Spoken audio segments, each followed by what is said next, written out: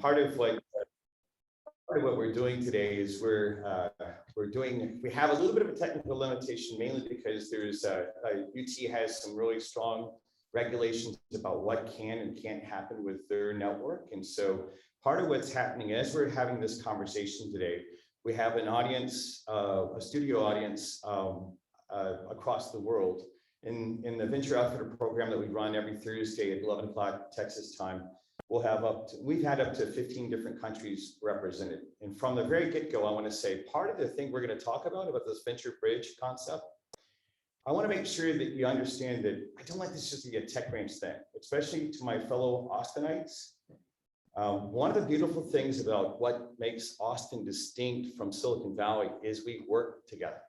We work together. And part of what we want to do, and part of the concept, I want to make sure I have presence before we get into the nitty gritty of the panel and what's going to happen and hear from our experts in Hungary, is understand that part of the opportunity for us, based on that hippie culture that we all come from in Austin, Texas, that hippie musician culture is where, I help you play your band, you help me play my band, that whole thing about Janis Joplin, Willie Nelson, that, why is it that a tech entrepreneur like myself, that, I worked for Steve Jobs straight out of, I got my engineering degree over at UT, right over here at the engineering school. I left and worked in a technology startup called Next, this guy named Steve Jobs started. But I came back to Austin, and it's because of that hippie musician culture that then made it possible for entrepreneurs like me to build these high-tech ventures and stuff like that. Now, some of you know a little bit about, not to have it be about my history, but I want to wrap Austin's history in this. Why is it that Austin all of a sudden, out of nowhere, became the most entrepreneurial city in the world, according to 3 different magazines over the recent year? How is that? Part of what we're doing an experiment with, even though we've got some, we got too much technology up here, maybe in knowledge for stuff, is a group of us actually started years ago a program called Bootstrap Austin about creating connective tissue. We didn't have the density, entrepreneurial density that you had in Silicon Valley. And I can say that firsthand. I worked out in Silicon Valley twice in my career. But the difficulty was that we couldn't just do this Silicon Valley density thing. We really needed to create connective tissue. Now, the culture of Austin lends itself to this. The culture of, I'm a musician, you're a musician, that then became I'm a technology entrepreneur, you're a technology entrepreneur, you're a musician, we're going to work together. In Silicon Valley, I want to contrast this. If you're in social media technology and I'm in water technology, I had the experience when I worked out there that you and I be at each other's throats, or actually I should pick on a guy versus this testosterone fuel thing that you and I are up against each other. It makes no sense. It absolutely makes no sense because we're not even competitors, but we're competing against each other. It's one of the reasons that this entrepreneur moved back to Austin, because I'm absolutely in love with Austin about that. And from that, that's what made Austin Austin. That's why we're the most entrepreneurial city in the world. We displaced Silicon Valley for that thing. Now there's still, by the way, for those of you all think that I don't love Silicon Valley, there's amazing things you can do out there. There's amazing things you can do around the world. Today's panel is about this, though. Today's panel is, how is it that we can take this concept of connective tissue and this Austin vibe, this Austin idea, and carry it to the world, right? That's the idea of what we're here to do. The really cool thing is I have a partner that made this possible at the next level. Some of you know that in 2019, TechCrunch, working with the federal government of Mexico and the national government of Italy and the Eurasian Foundation concerning Russia, we're building these venture bridges. But part of what we started looking for in the, COVID created this opportunity for us to finding a partner that said, hey, let's experiment at the next level. Now, I'm the guy that brought Austin's first co-working space and Austin's first privately funded incubator and Dell's e-commerce engine, the first e-commerce engine behind Dell. I'm one of your innovators, and part of what I'm supposed to do, even Gabor was giving me a little bit of a hard time about it, is, yeah, we have a lot of technology up here. We're pushing the envelope with, we've had some breakdowns, as you saw me scrambling earlier to say, oh crap, we can't do it this way. It's not working. So we're doing a different thing. I'm an innovator, and part of what I want to draw our community into is this idea that the special thing about Austin, we need to now bring the world into. And for the, for the Polish, for the French, for all the different groups that we've hear from, for all the other communities, part of what we want to do is to say, let's present the surface area of Austin. That's a concept from Bart Bond, by the way, who's one of the directors at the Austin Technology Incubator and a good, close personal friend of mine. And we've been saying, how is it we can present the Austin Technology Incubator? How is it we can present the surface area of UT, the surface area of Tech Ranch, but do it in this Austin specific? This is a very special, very unique characteristic about Austin, about how we work with each other. How, hippie musician hangs out with hippie musician and then informs us technologists, this is how you do this. So one of the persons that actually made this possible, and actually I'm real excited to have him be here, is the consul of Hungary out of the Houston office, who's just about to move to Toronto, and I'm actually quite upset about that. This is Consul Gabor. I always mispronounce his last name. I'm dyslexic, and I apologize about that. So I'm not going to butcher his name. But Gabor has actually made it really possible to do this level of experimentation. And last year, he actually he said, "Hey, let's experiment a little bit." Let me introduce you to him, and I'd like to say, actually, let me start first by saying thank you to UT for having us today. Thank you to the World Affairs Council for allowing us to present this. Thank you especially to the World Affairs Council for experimenting with us. This is an experiment, not just the panel, but what the panel represents. And thank you to our entrepreneurs and business partners in Hungary. I think we have entrepreneurs that are across Hungary right now, and then one of them is actually in Bulgaria because that's where her work has taken her. We'll hear their stories in a little bit, but Gabor, it's great to be up on the stage with you. Let me just introduce you and say thank you for being here. Perhaps you have a few things that you'd like to say about Hungary, about the spirit of this partnership, the experiments that we've been on, all the different things that have been happening over the last couple of years. Definitely, Kevin, and thank you so much. And it's an honor to participate in this panel. And yeah, the tricky name is Marko Csaj. Don't worry, I've butchered it a bunch, so I apologize. It's tough to pronounce it in Hungarian, but yeah, you all may be wondering why Hungary is up, and just not the regular partner. We've been representing our country in this meeting before, but this dedicated panel is a bit different this time, and I want to put you in the context a bit first, then maybe go into the details what the partnership said. But Kevin spoiled a lot of things I wanted to share, especially because of the prototyping, I would say, about this partnership. And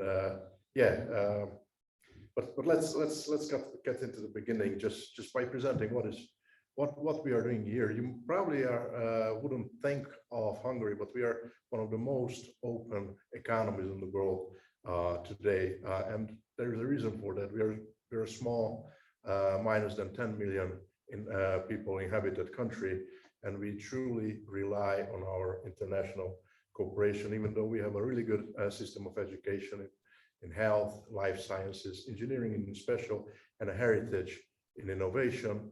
But in the last 30 years, we are converting our country and our economy in really an innovation and technology-driven industry and an economy just to create growth. And we need to enhance our trade with all the world. And why the US? Simple. US is our greatest partner outside of the EU. It's always among the top 3 in trade and investments. Basically, we have a stock of a bit shy of $10 billion in Hungary in businesses. Those are high-tech businesses employing more than 100,000 people.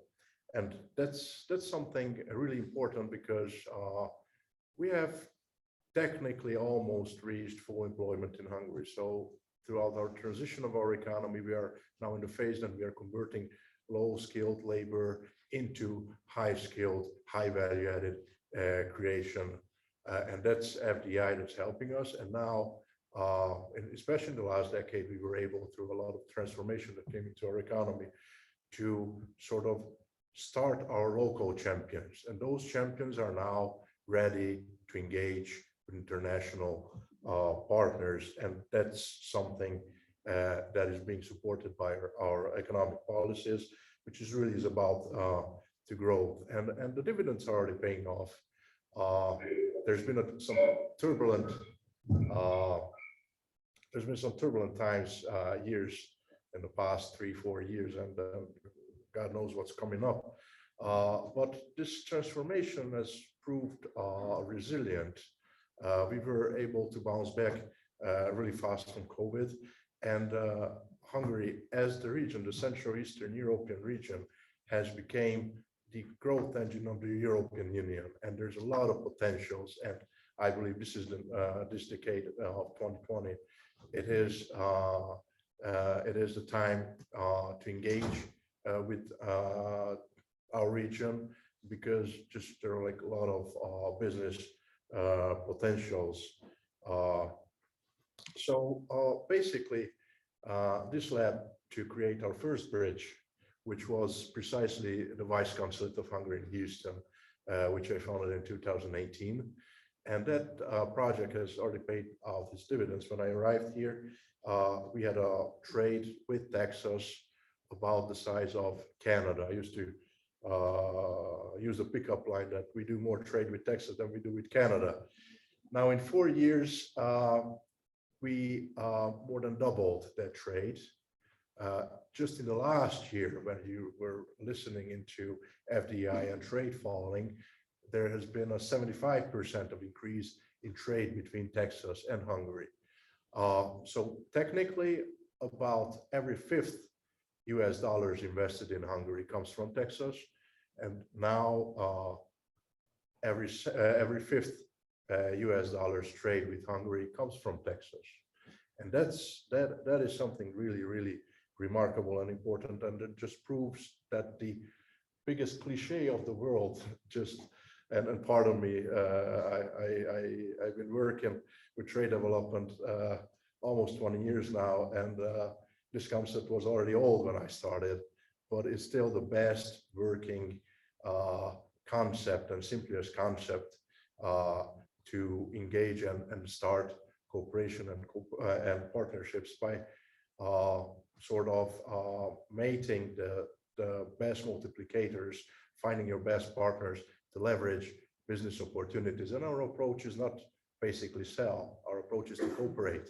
Our approach is to engage with your innovators, with your small, medium-sized enterprises, and create local value. That is something that is really important to us.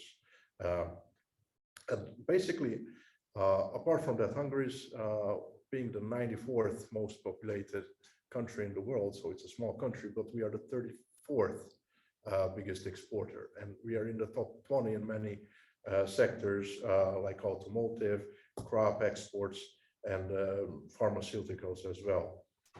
And coming back to Texas, we are the second after Czechs as the biggest trade partner with Texas from Central Eastern Europe. So with all you can see, there's been some increased demand from Hungarians, technology-intensive local champions, to come to Texas and see. They notice what is happening in the state, in Austin, in Houston, and COVID just sort of gave us a chance and momentum. We see all this technology in front of us, and we went deep into the tissue of what is composing the innovation capacity and the building of the future of what is happening in Texas. And we went from innovation hub to innovation, and we sort of fell in love with Kevin and TechCrunch, and with some humble funds coming from my ministry, we started a pilot project, which on one hand, what is intended to introduce a few technology-intensive companies to Texas and Kevin's network, but also sort of bring a smell of the ecosystem of Austin, the innovation ecosystem of Austin into Hungary. And we started 2020 June, I believe, our first interactions. And just wrapping up, because you don't give a microphone to a diplomat because just talk too much. But basically, my point is that now you see quite a few companies with remarkable technology that are here and ready to cooperate, and that's thanks to Kevin and this wonderful society and innovation ecosystem of Texas, and Austin is special. So, Kevin. Well, thank you. Well, so I mean, the true humble person here is Gabor for what he actually opened up. He mentioned that there was only a little bit of funds that actually went into the partnership. But the most important thing as we explore doing this is the same thing that we had in Austin, right? You know, we had the same thing in Austin. We used to not have venture capital here. It was a terrible place to start technology companies. This social capital versus financial capital is what made Austin Austin.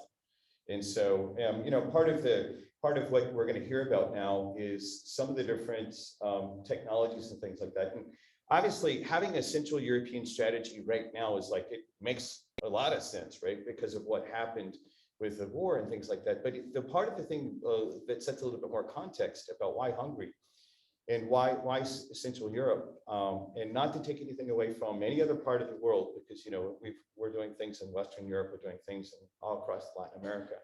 But the brilliance of the science that's there is quite amazing. And it's the sort of stuff that I have this concept that I say, all the world's problems have already been solved. It's just a matter of connecting the entrepreneur with the solution to the market with the problem. And part of what I want to show off to you is, you know, 4 of the companies that you'll be like, hey, wait, we need that. We need that in the United States, or maybe there's some other part of the world that we as, you know, Americans want to help shepherd these technologies into other parts of the world. Part of what I want to have, the next person I'd like to have speak is Julia, let's see if I can say her last name, Shahada. You're going to correct me, Julia, I hope. She is one of the venture partners behind a venture capital company based out of Budapest that called Vespucci Partners. Julia, thank you for joining us. Welcome, and tell us a little bit about your venture fund and the type of work and what y'all are up to.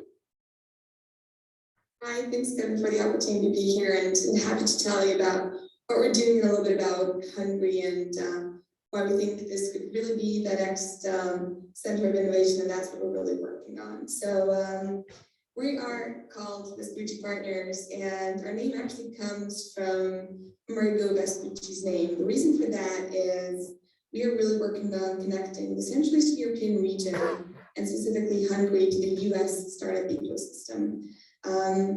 I had the opportunity to experience both. So I am originally from Hungary, Budapest, but I actually lived quite a few years in the United States. I studied in Los Angeles, and I had the experience to work in venture capital there.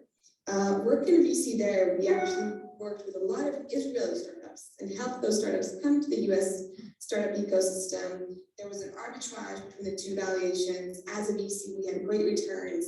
And we helped them then set foot in the US market and saw how much those Israeli startups grew back then.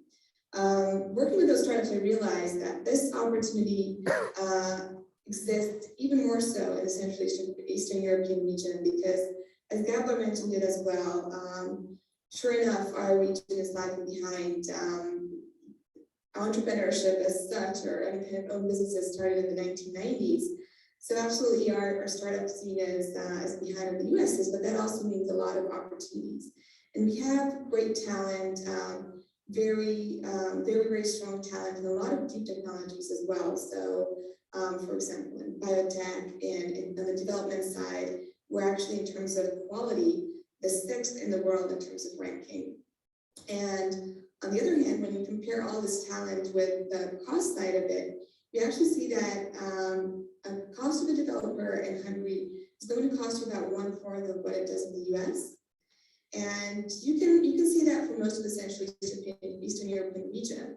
But then when you look at, okay, where would I actually bring my business, say, if I'm starting out in the US and I want to set up a development side of my business somewhere else, then in that case, Hungary can be especially very interesting because, as Gabor mentioned it as well, we are very open to business and we want our economy to grow. We're really looking for outside investors, outside companies to come to Hungary. And as such, our corporate income tax is one of the lowest in the world, is actually 9%.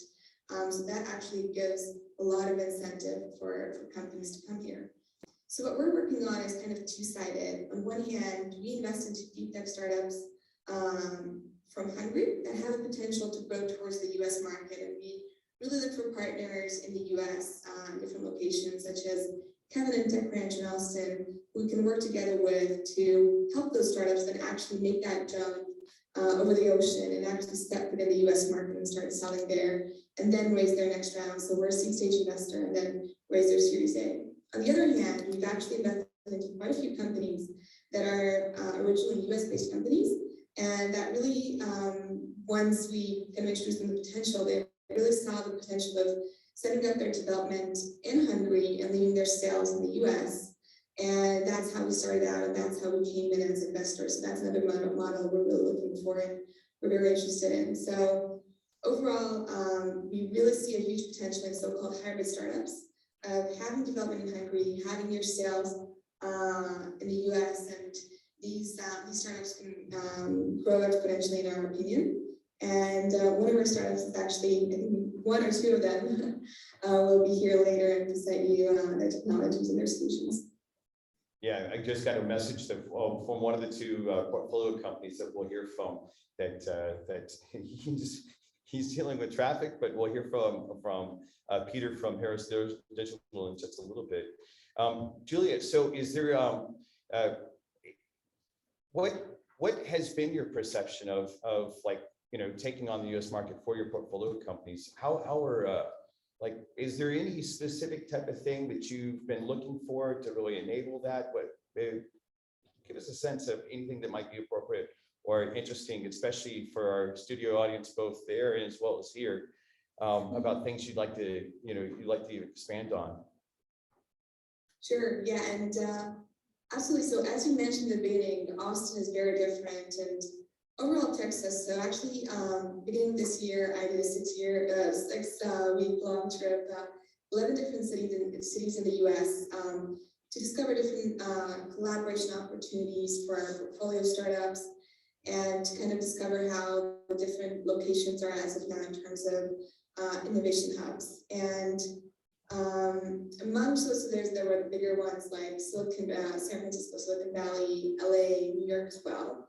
The two most surprising for me were actually Miami and Austin. So I think both cities are very much growing in terms of becoming more of a tech hub. And sure enough, what you mentioned, Kevin, in Austin and both Houston, what we experienced is everyone was really open to foreign entrepreneurs, bringing their solutions to Texas. Really helpful. So we now see a lot of potential in having our startups have their first kind of landing point in Austin and in Texas.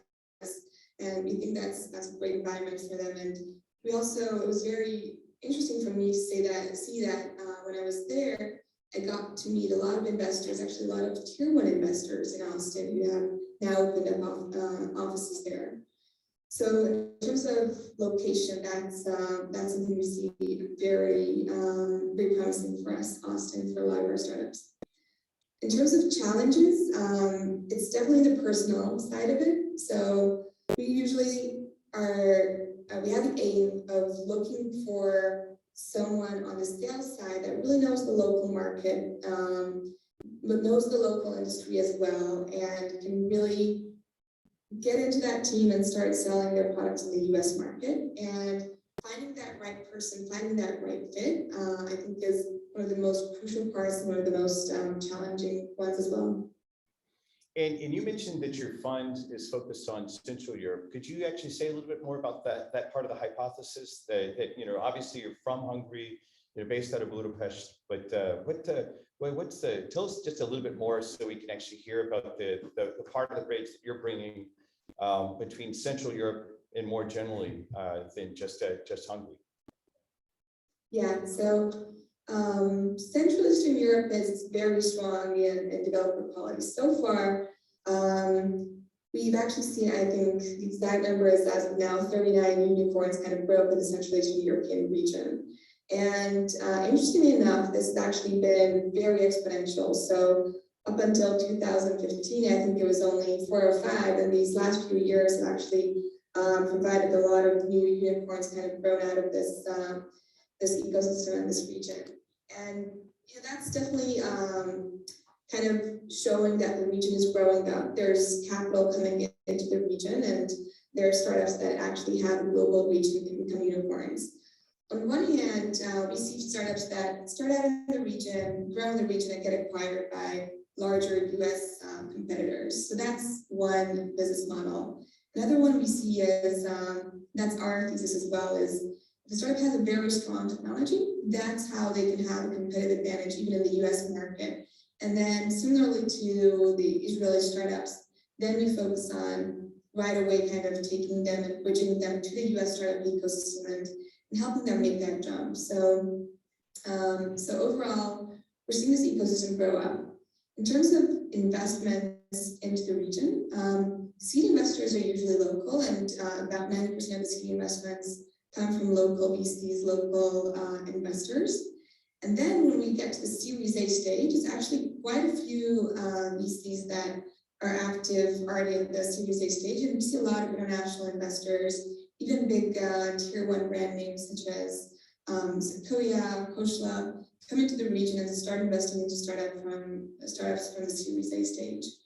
The thing that makes it really attractive to these investors as well is this region still has lower valuations than the US's startup ecosystem. So the same company at a seed or Series A stage is going to be valued less than it is in the US market.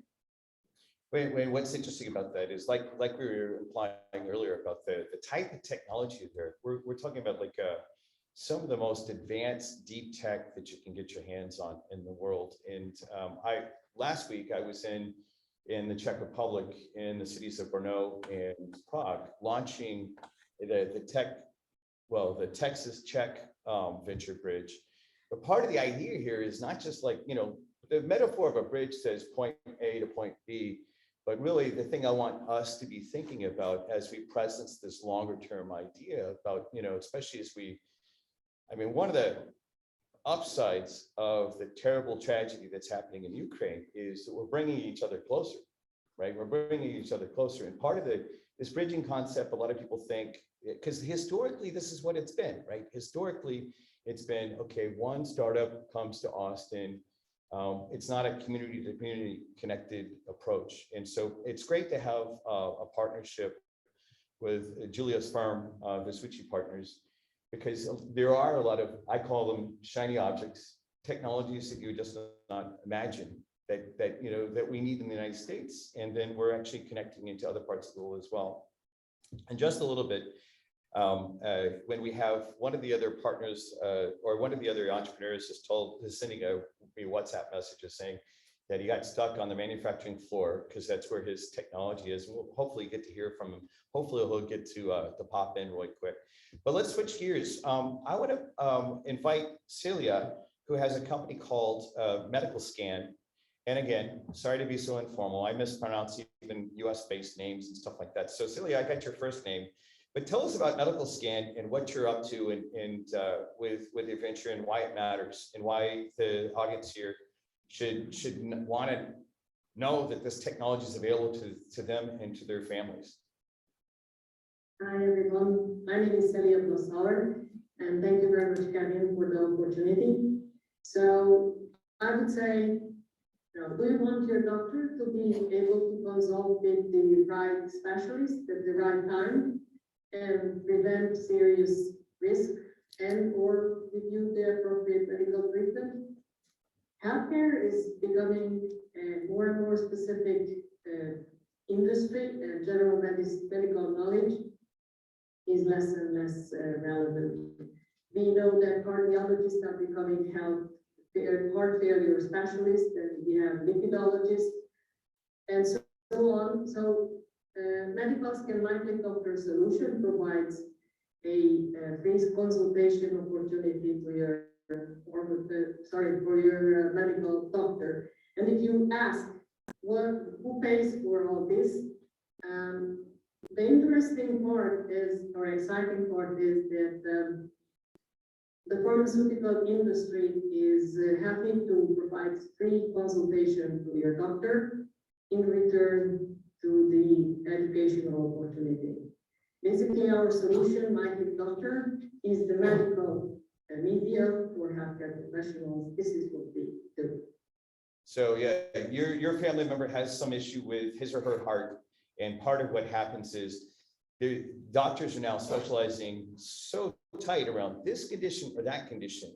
And a lot of times, if you're a general medical doctor, or you might be a cardiologist, you might be a cardiologist or some other part of the, like generally on the heart, but there's a specific issue that your family member is up against.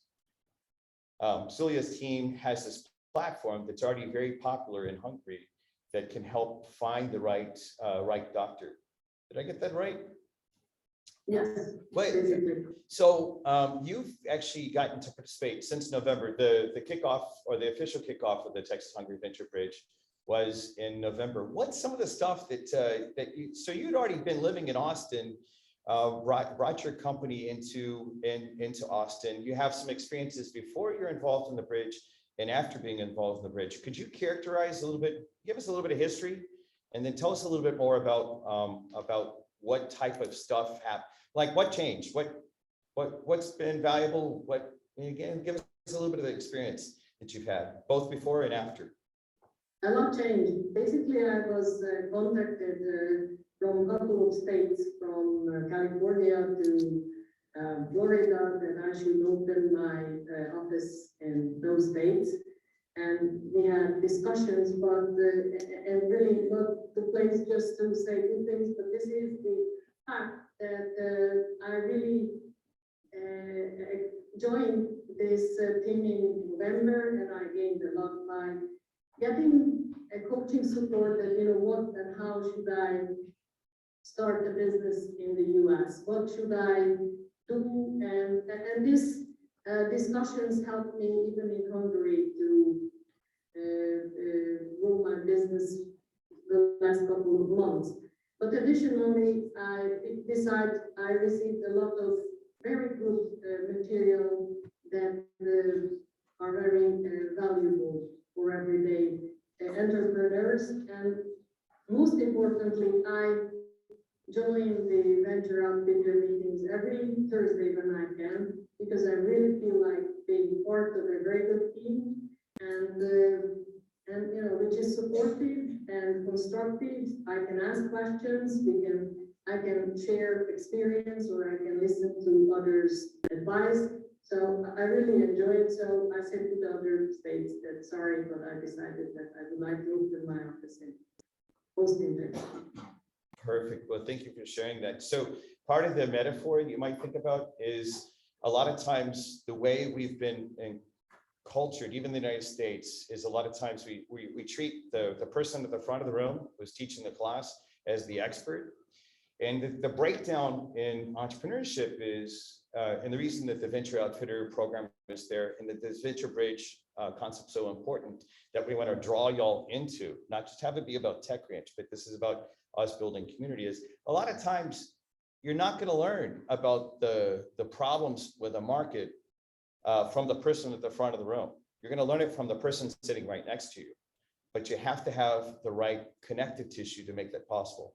Now, my pedagogical model, my training model, that martial arts. I've been studying Japanese martial arts for 30 years, Aikido for the last 25. And in Aikido, the person at the front of the room teaches you, okay, we're going to now do this one move. But then you don't do that with me. You'd actually be doing it with him and her, right? You actually be practicing this concept that emerges out of Aikido and my experience of being in that martial art, as well as it emerges in, Austin, I want to shine a mirror for you, or put a mirror up here so you can see that. Can't think back to the hippie musicians that are just working with each other. We're not doing the competition thing that, is killing Silicon Valley.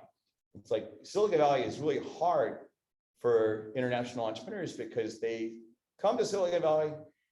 Maybe they get the right connection. It's like you go to Hollywood and maybe you get connected, maybe you don't. But Austin is more open about that. That same concept, that's what we're attempting to take to scale through this program. And that's what I hear in Celia's words. What I want to change over to, I do hope that we get to hear from our other entrepreneur from Harris Digital. His name is Peter. He's got a really advanced piece of technology. If Jello in the back screen or something like that, if you could check to make sure he's not trapped in the holding room or something like that, that'd be great. But what we're going to now hear from is two different entrepreneurs that have technologies that we want to have in Texas. And they've only just at the very beginning of stepping onto the venture bridge with us.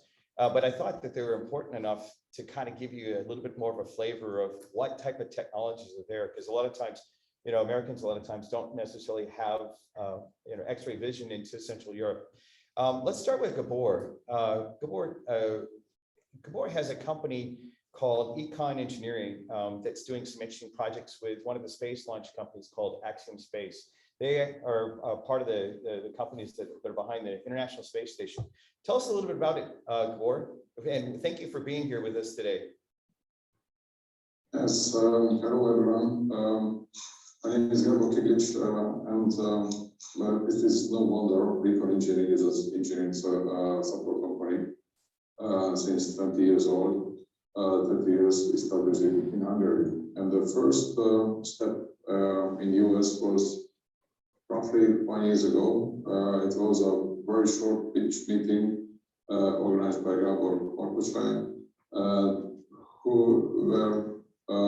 was also some guys from Axiom Space, and the conversation started there.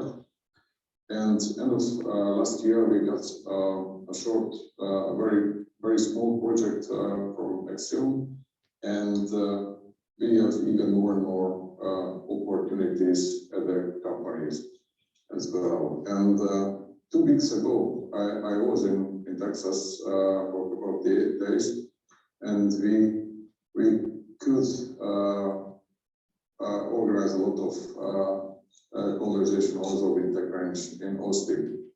And what we see that the high-tech engineering, what we are doing at the moment with roughly 80 colleagues in Hungary, it's very needed.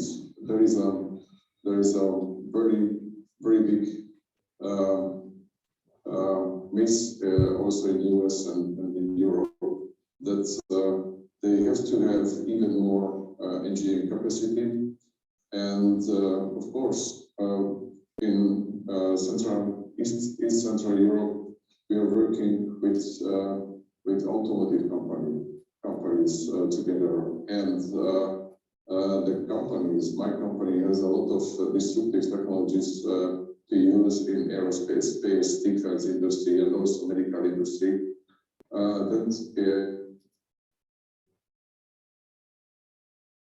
Can't tell if he hung for everybody. Gabor, are you still there?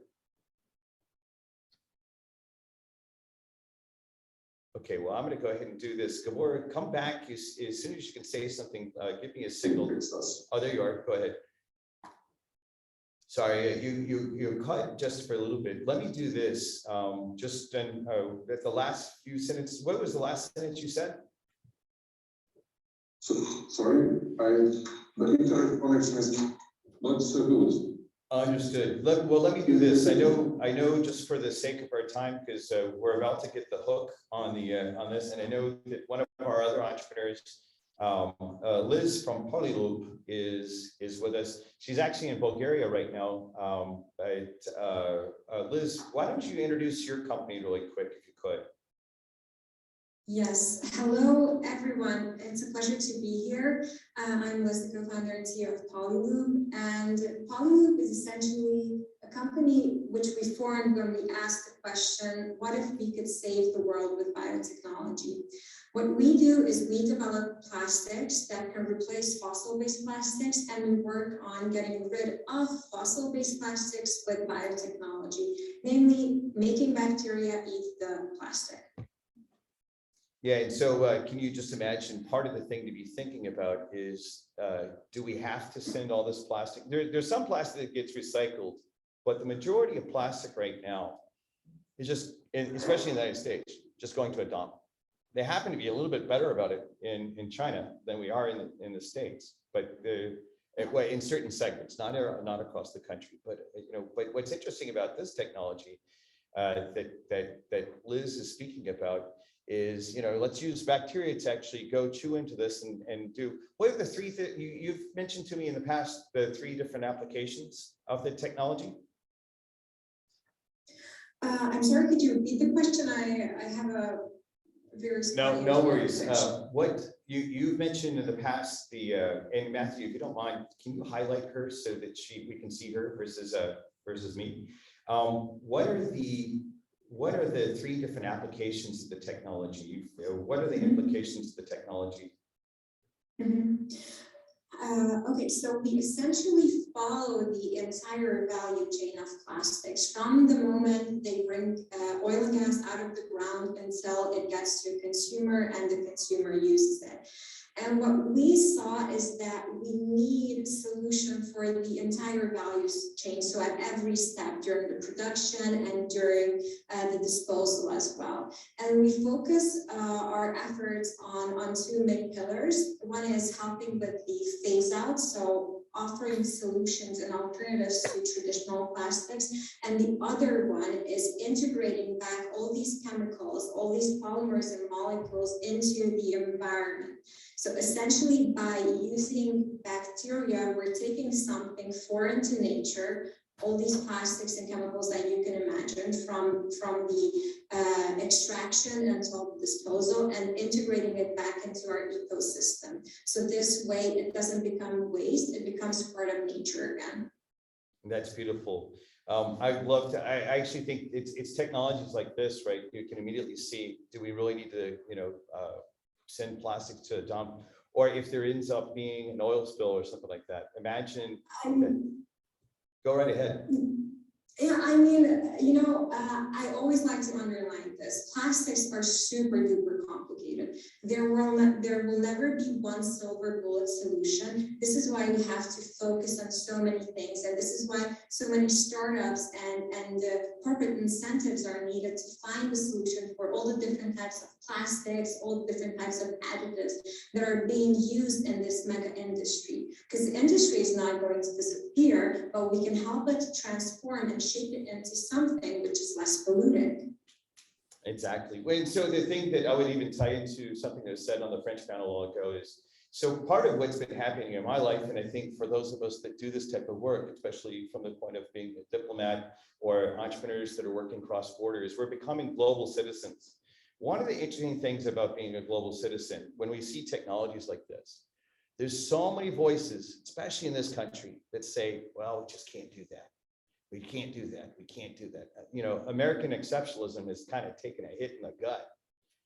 And part of the thing that I want us to do, and I think part of our role, and part of the reason we're doing this over 2 different channels and all that sort of stuff, is to say, hey, here are the technologies that have been developed someplace else that we don't have to compromise. We don't have to throw more money at this sort of stuff.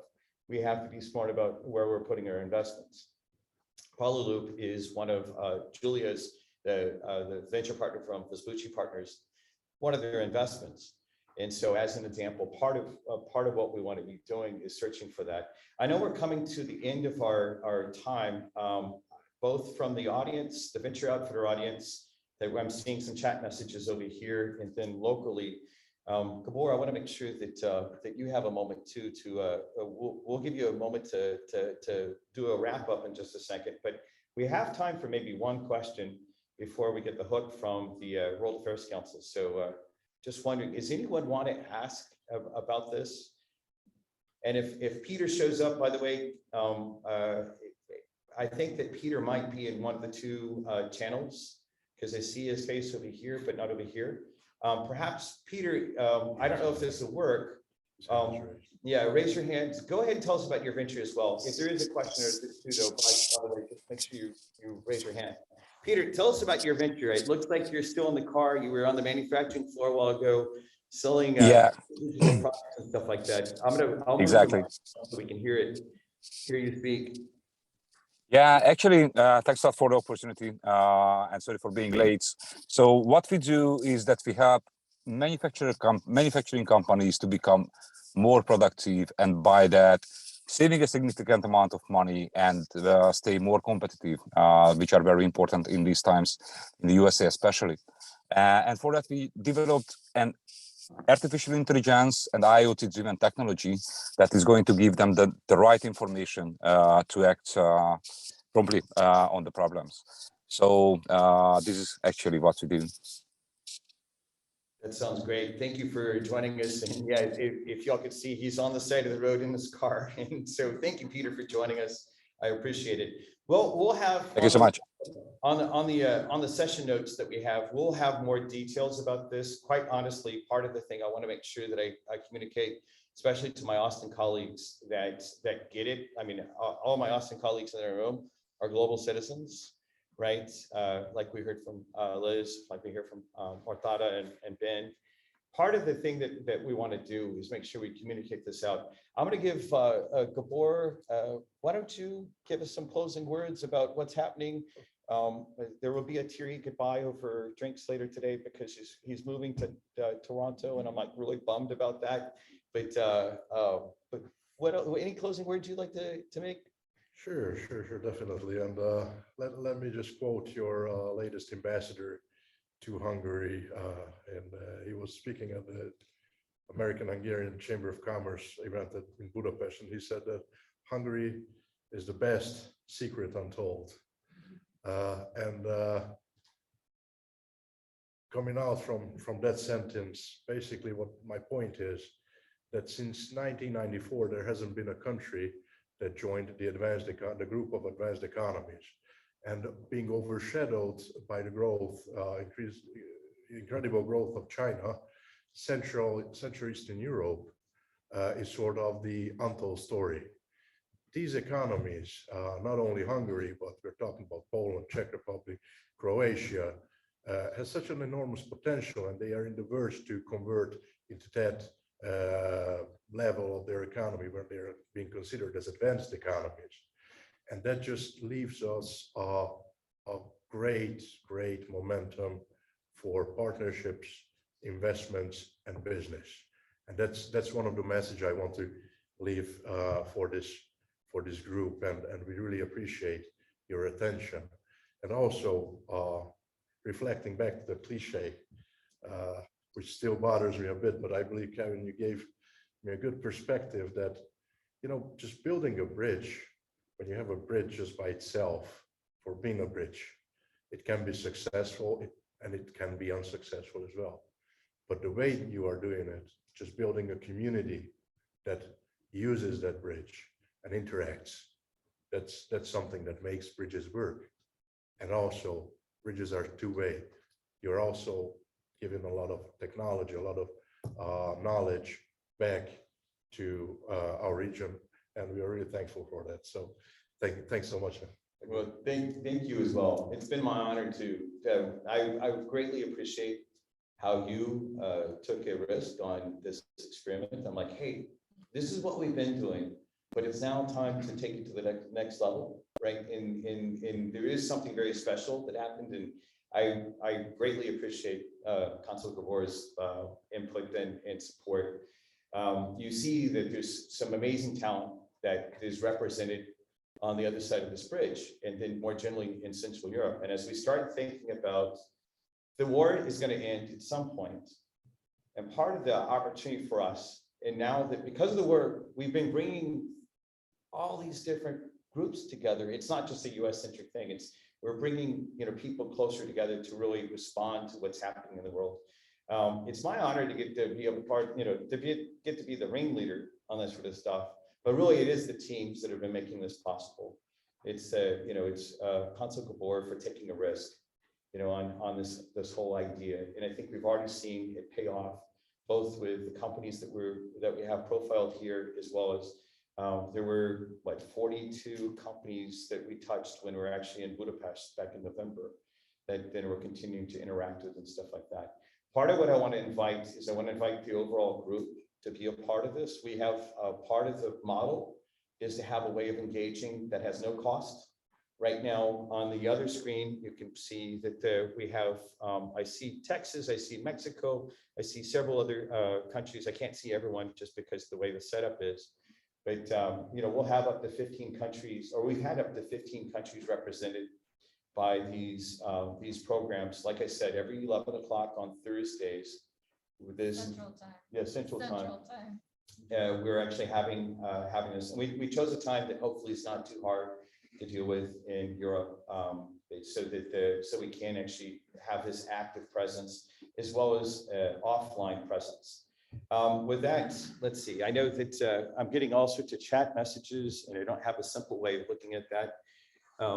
Let me say thanks to Liz. Just mentioned that she had to drop to go to her next set of meetings, but part of what we'll do is we'll wrap up and say, let's work together to change the world for the better. Thank you all, and let's go make it happen, because this is the sort of stuff that really drives that. Thank you to Julia, thank you to Liz, thank you to Gabor, thank you to Celia, and all the entrepreneurs. Thank you to Peter and all the entrepreneurs that made this possible. Thank you to the World Affairs Council and UT. Let's do this together. It's the Austin model, and let's take it to the world. Thank you all.